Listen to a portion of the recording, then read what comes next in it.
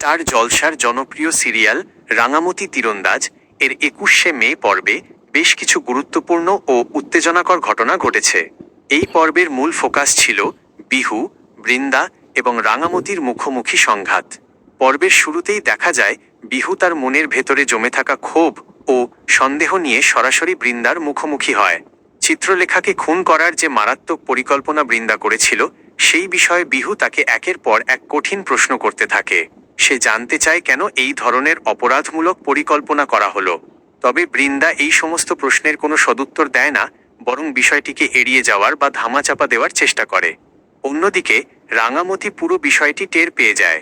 সে কোনোভাবেই বিহুকে আর কোনো ভুল পথে পা বাড়াতে বা কোনো বড় অপরাধ করতে দিতে রাজি নয়।